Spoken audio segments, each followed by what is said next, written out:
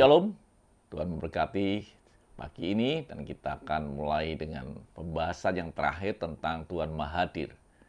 Kehadiran Tuhan itu bukan sekedar hadir ingin menunjukkan kuasanya, tapi Tuhan juga ingin membuat hidup kita mengalami kuasanya, bukan sekedar menunjukkan kuasanya, tapi mengalami kuasanya. Artinya apa? Ketika angin badai begitu luar biasa dan Yesus berjalan di atas air, itu sesuatu yang luar biasa.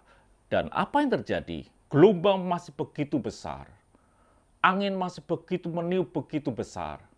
Tapi ketika Yesus berjalan di atas air, dikatakan ayat yang ke-28 di Matius 14, lalu Petrus berseru dan menjawab dia, Tuhan, apabila engkau itu suruhlah aku datang kepadamu berjalan di atas air.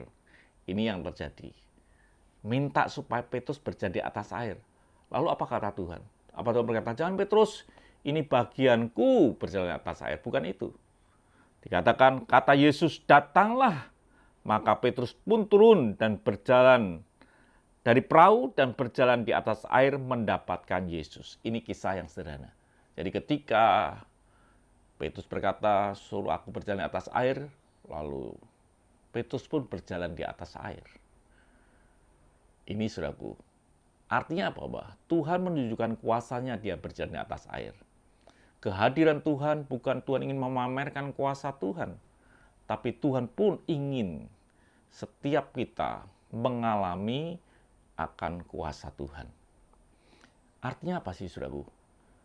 Kalau ada masalah dalam hidup kita, artinya bahwa kita ini kesempatan, kita ini diizinkan Tuhan melihat kuasa Tuhan, menikmati kuasa Tuhan. Petrus yang tadinya takut dengan air, dia teriak-teriak dengan ketakutan. Dan ketika Yesus berjalan di atas air, dan Yesus menyatakan dirinya, Petrus berkata, izinkan aku berjalan di atas air. Dan Petrus pun berjalan di atas air. Ada waktu dia takut, tapi ketika dia melihat firman, mendengar firman Tuhan, datanglah kemari, maka Petrus pun berjalan di atas air. Masalah boleh datang dalam hidup kita, artinya Tuhan sedang izinkan kita menikmati kuasanya. Jangan takut dan gentar, Tuhan beserta kita. Dia Tuhan yang Maha Hadir. Tuhan memberkati, sampai jumpa esok pagi dengan tema yang lain. Mari kita berdoa. Terima kasih Bapa. Siap masalah yang datang dalam hidup kami tahu seizin-Mu dan Tuhan yang menyatakan kuasanya dalam hidup kami supaya kami mengalaminya. Haleluya. Amin.